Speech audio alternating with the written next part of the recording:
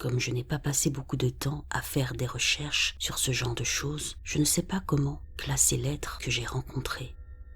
Je vais raconter l'histoire avec autant de détails que possible, mais je vous préviens à l'avance. Elle est relativement banale et commence et se termine essentiellement par le fait que j'ai vu la silhouette ombragée d'une entité ressemblant à un homme-chien et que j'ai fait tout ce qui était en mon pouvoir pour l'éviter.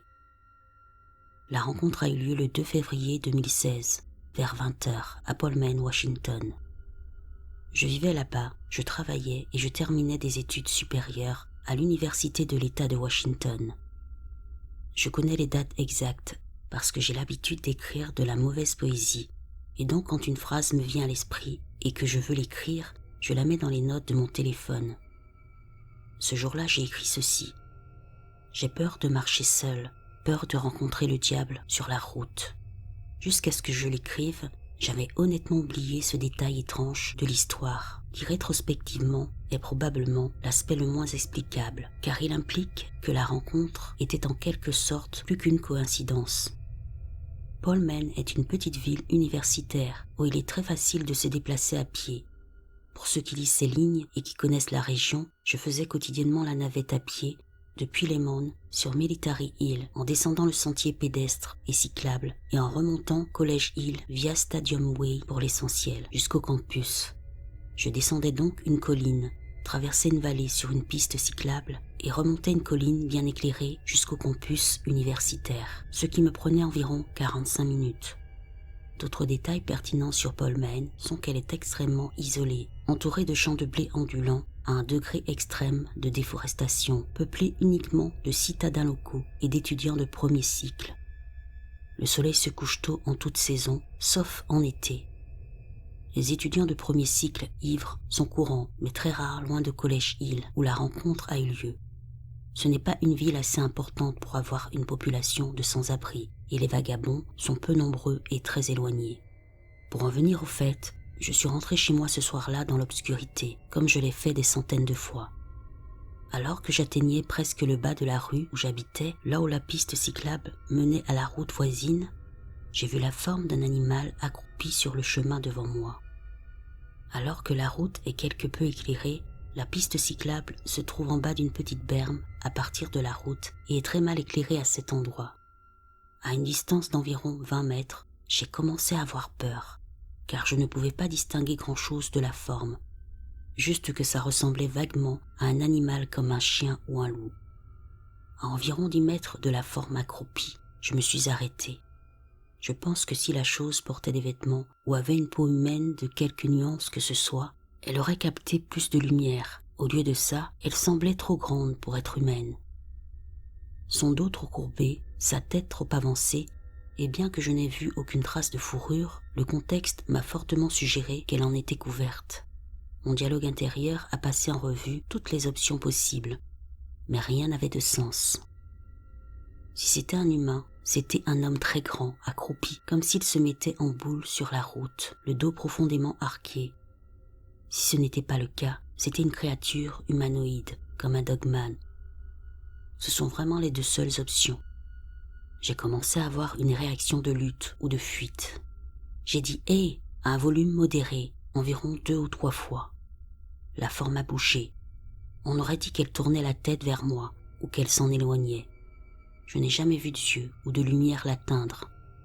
Cela ressemblait à une créature recroquevillée au milieu d'une piste cyclable la nuit, trop grande pour être une personne.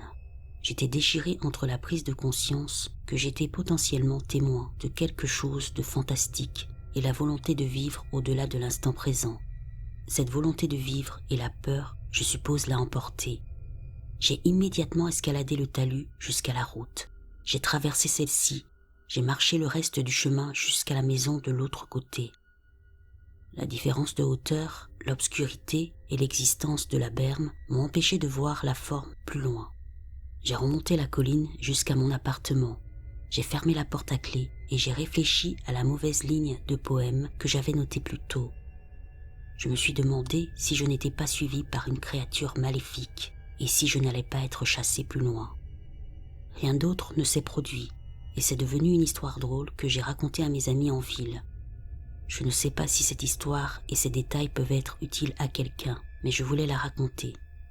C'est une histoire vraie. Elle s'est produite et je n'ai pas d'explication. À moins que ce jour-là, j'ai eu une hallucination, mais je ne pense pas.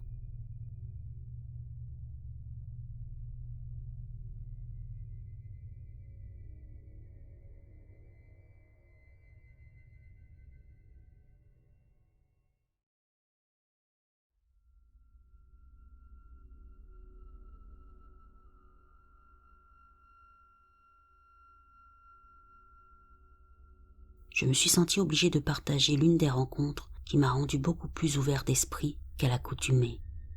J'ai 32 ans, je suis militaire et j'ai passé des tests approfondis sur mes fonctions cognitives. Je serais donc inquiet si j'avais une défaillance mentale par rapport à cette expérience. J'étais adolescent lorsque ça s'est produit. Ma famille a emménagé dans un immeuble de 13 étages. Nous vivions au 4e étage, surplombant un immeuble de banlieue normale. De ma chambre, je pouvais voir la maison de mes amis pas très loin. Et à gauche de notre immeuble et à droite de la maison de mes amis, il y avait un champ assez immense d'herbe jusqu'aux genoux qui s'étendait sur une colline. Le bâtiment dans lequel nous avons séjourné se trouvait presque au sommet de cette colline. J'espère que vous avez une idée de la région. Quelques mois après notre première rencontre, cet ami, appelons-le J, m'a parlé de cette chose qu'il avait vue et entendue dans le champ depuis sa maison tard dans la nuit ou tôt le matin vers 3 ou 4 heures, alors qu'il se préparait à aller pêcher pour la journée. Et quelques années avant que je m'y installe, l'un des voisins est sorti un soir avec son fusil de chasse et a tiré dans la direction de cette chose. Il m'a dit avoir vu des yeux rouges et une grande masse sombre ayant la forme d'un loup-garou debout sur 2 pieds. Ce qui est remarquable, c'est que ce champ n'était pas éclairé comme le reste de la ville et qu'il n'était que partiel lorsqu'il y avait une pleine lune, même de mon point de vue d'observation dans ma chambre. Un soir, j'étais dans ma chambre et j'essayais de m'endormir, lumière éteinte et tout le reste. C'est alors que j'ai entendu un grognement, un hurlement ou je ne sais quoi venant de la direction du champ.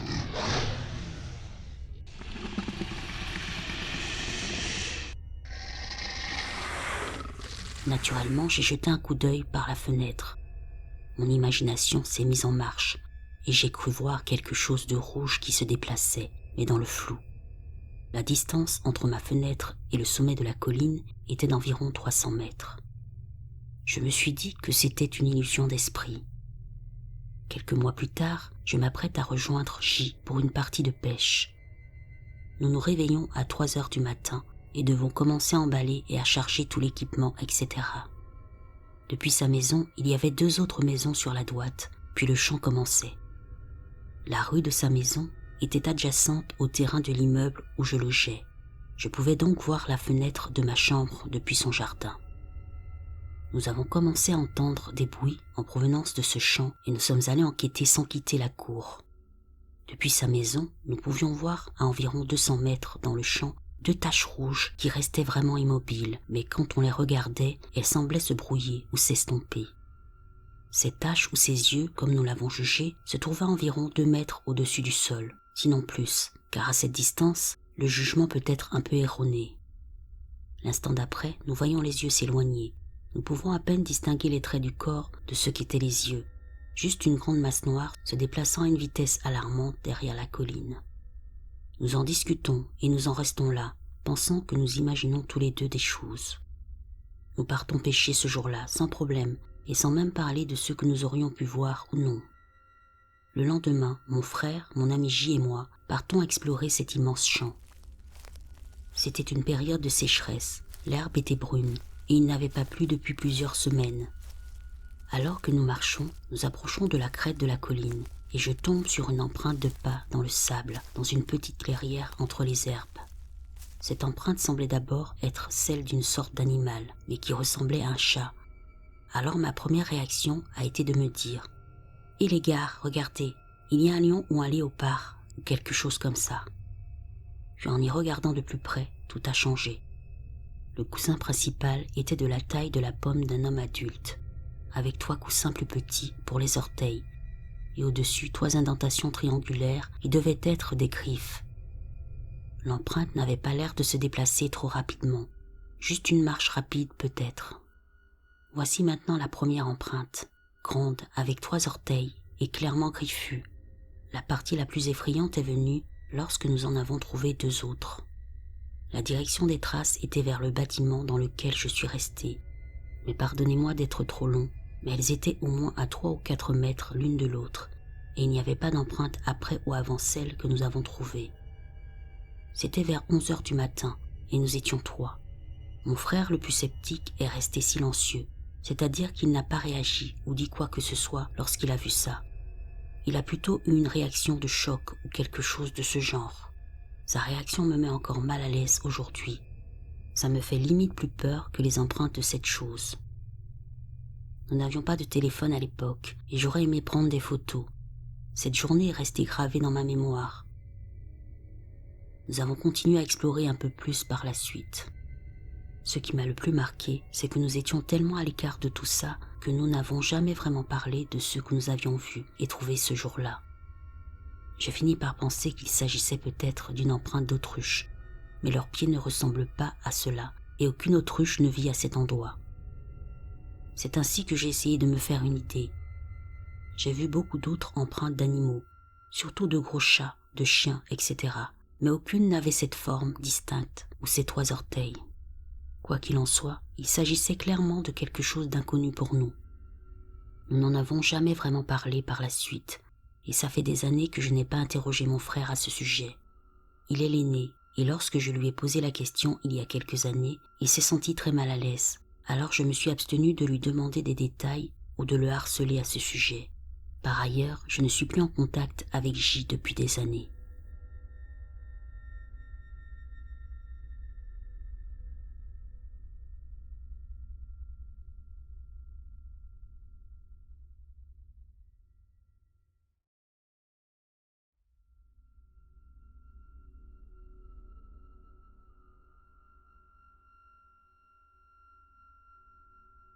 Ça s'est passé à la fin de l'année dernière, la nuit suivant Noël 2022 pour être exact. Pour la petite histoire, ma sœur est quelqu'un qui a besoin de preuves tangibles avant de croire en quoi que ce soit. Elle n'est pas du genre à inventer une telle histoire pour le plaisir. Elle est aussi très facilement effrayée et déteste les farces effrayantes que ma famille adore faire. Elle est la plus jeune de nous tous et nous aimons la taquiner, mais nous n'exagérons jamais. Étant un peu le bébé de la famille, nous sommes tous protecteurs à son égard. C'est donc la nuit qui suit Noël, et nous sommes tous réunis dans la maison de campagne de ma mère pour regarder un film, Marley et moi. Tout se passe bien, jusqu'à ce que nous commencions à entendre des bruits sourds autour de la maison. Rien d'effrayant ou d'anormal, puisque nous avons de petites bêtes qui courent partout la plupart du temps. Nous étions tous conscients de ces bruits. À ce moment-là, je pensais que les autres lui faisaient peut-être une farce, alors je me suis joint au tapotement et au cou sans qu'elle s'en aperçoive. Elle aussi pensait qu'il s'agissait d'une farce et nous interpellait à ce sujet, mais nous le nions tous, jusqu'à ce que nous commencions à entendre ce qui ressemblait à quelqu'un qui jetait des objets. C'est alors que nous avons compris que ça venait de l'extérieur. Nous n'avons rien fait parce qu'il y a des chiens qui essaient parfois d'entrer dans les poubelles, mais à ce moment-là, ma sœur commence déjà à s'inquiéter. Puis le calme s'est installé pendant un petit moment. Nous avons continué à regarder le film. Quelques minutes plus tard, ma sœur a poussé le cri le plus terrifié que j'ai jamais entendu.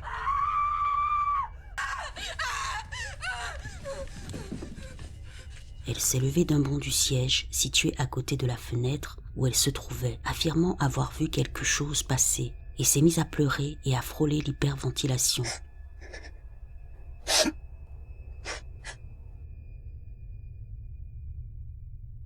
Nos frères et moi sommes entrés en action et sommes sortis pour voir ce qui se passait et nous n'avons rien trouvé. Quelques objets ont été jetés, ce à quoi nous nous attendions déjà, mais à part les lumières de sécurité de notre portail qui étaient allumées, il n'y avait absolument rien à voir. Nous avons fait le tour pour voir si nous devions chasser un chien ou un petit animal, mais il n'y avait rien. Elle nous a supplié de rentrer à l'intérieur pendant tout ce temps et n'a pas voulu sortir. Ma sœur a carrément refusé de parler de ce qu'elle avait vu, même lorsque nous l'avons interrogée. Nous avons donc décidé de nous arrêter là, mais elle était tellement secouée qu'elle a décidé de dormir avec moi dans ma chambre. Il faut savoir que nous sommes des femmes d'une vingtaine d'années. Nous sommes partis au bout de quelques jours et j'ai pratiquement oublié l'incident jusqu'à hier. Lors d'un appel vidéo, elle m'a dit qu'elle avait quelque chose à m'avouer, même si elle avait peur que je la prenne pour une folle. Elle m'a dit que la nuit de l'incident, ce qui l'avait fait crier et paniquer comme ça, c'était une créature à 4 pattes qui courait à travers le champ entre notre barrière de sécurité et notre maison. J'ai pensé que c'était peut-être un chien qu'elle avait vu, mais non. Sa voix se brisa de peur et d'étonnement lorsqu'elle décrivit une satanée chose ressemblant à un loup-garou. Il était grand, au moins 2 mètres d'après elle. Ses membres étaient longs et de forme étrange. Il était couvert de poils, et bien qu'il soit manifestement très rapide, il lui semblait qu'il se déplaçait délibérément lentement, comme s'il voulait qu'on le voie. Depuis cet événement, c'est comme si sa personnalité avait soudainement changé. Elle est devenue une croyante inébranlable, et je suis honnêtement sceptique. J'ai toujours lu sur les cryptides d'un point de vue divertissant, et elle le sait. C'est pourquoi elle s'est confiée à moi, et je veux la soutenir. Mais comment une telle chose peut-elle être vraie? Avec le recul, j'ai une seule expérience qui pourrait être liée. Mais même ainsi, je pense que c'est un chien qu'elle a vu, et dans son état déjà effrayé, son cerveau lui a fait voir d'autres choses. Je ne sais pas quoi penser. Je ne veux pas lui donner l'impression que j'ai moins d'estime pour elle à cause de ça, parce que ce n'est vraiment pas le cas. Mais je ne sais pas comment gérer la situation. Tout ce que je sais, c'est que ma petite sœur est terrifiée.